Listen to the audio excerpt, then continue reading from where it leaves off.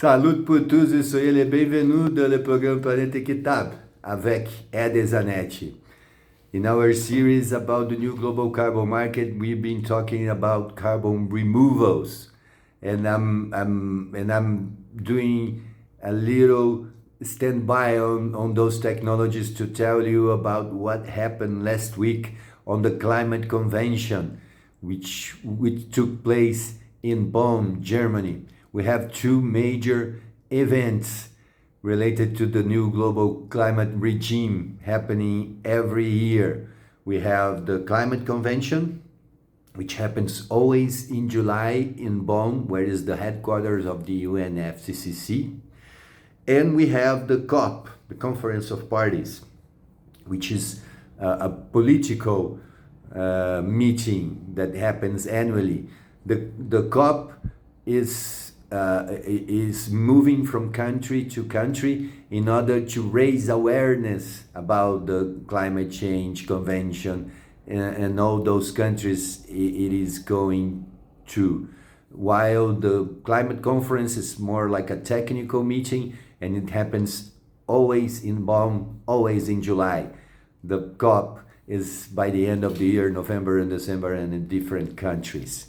Okay, so what happened in the Bonn Climate Convention last week was we further consolidated the position of the new global carbon market, meaning there are two major areas where we can generate mitigation opportunities: reducing emissions from the burning of fossil fuels and coal, or removing atmospheric CO2 using some of the technologies we've been talking about in our series of programs here. And what we have been seeing by the second time in the climate conference, we saw it at the COP28 and we saw it at the climate convention this year, is an attempt for some developing countries, especially Brazil, I have to tell, to get emissions avoidance into the regime. They are not in the regime because they are fake carbon.